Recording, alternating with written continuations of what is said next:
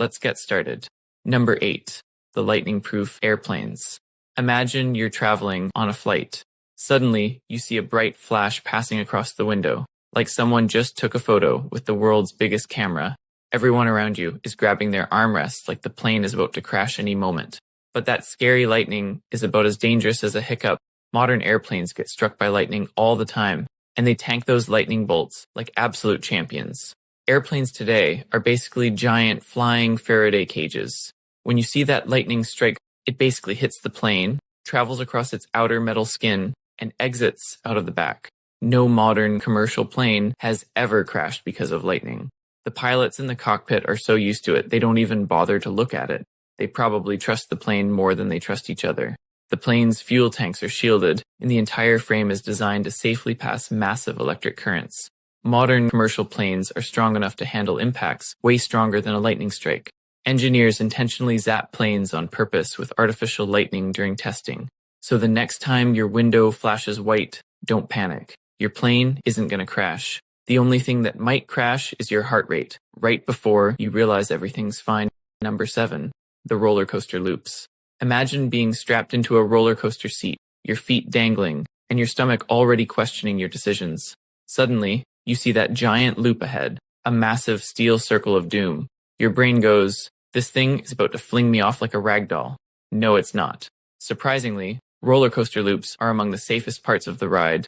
You're more likely to fall off the ride when you're moving flat and slow. It is then when the coaster has to be more careful. The moment you enter that loop, physics becomes your best friend. The coaster's designed with enough speed to glue you to your seat using centripetal force. Even if you let go and raise your hands like a maniac, you're stuck to that seat like a fridge magnet. And modern loops aren't even circular. They're shaped like giant teardrops and called clothoid loops. This shape makes the force gentler on your body while still keeping you perfectly safe and snug. Modern roller coasters go through insane safety checks. Operators test the sensors, restraints, wheels, and brakes every single morning. Roller coasters zip through millions of loops without breaking a sweat. And the number of times one has launched a rider into the sky mid-loop, basically zero. Your body might think you're in danger, but the coaster knows exactly what it's doing. The loop isn't a threat.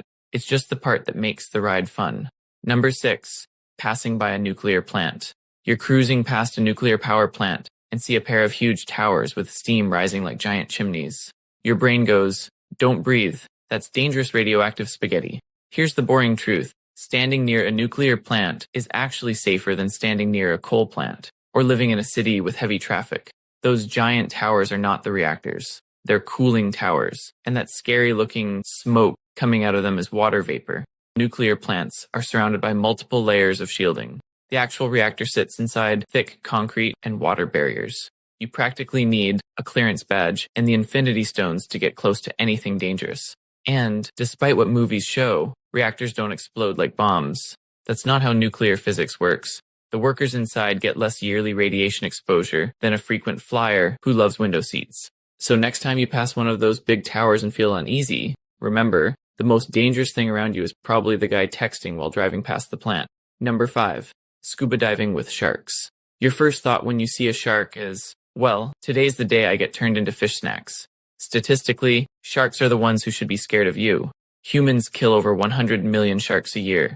Sharks kill maybe one human every few years, and usually because somebody looked way too much like a seal from below. Professional divers swim with sharks all the time. Great whites, tiger sharks, bull sharks, all the ones with scary names. And guess what? None of them care about humans. When they see you, they think, never mind, and move on.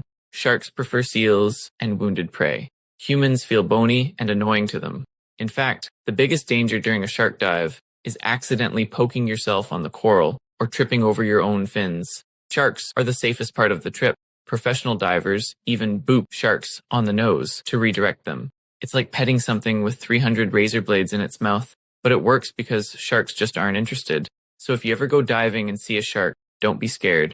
Give it space and you're good. It's like seeing a tiger, except this tiger is way less likely to eat you. Number 4. Jet fuel fires. You know those dramatic Hollywood scenes where a plane crashes and everything explodes in a giant flaming mushroom? What follows is a massive boom and fireball the size of a building. Real jet fuel doesn't behave like that. Jet fuel is surprisingly really hard to ignite. You can literally toss a lit match into a puddle of jet fuel, and the match goes out like you dipped it in water. It requires very high temperature, the right air mix, and a pressure spray to actually ignite. Airline workers walk around it constantly.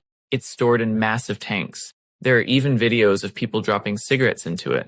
Jet fuel isn't a Hollywood fireball waiting to happen. It's more like a super boring liquid that only lights up when physics demands. Number 3. Walking on glass floor skyscrapers.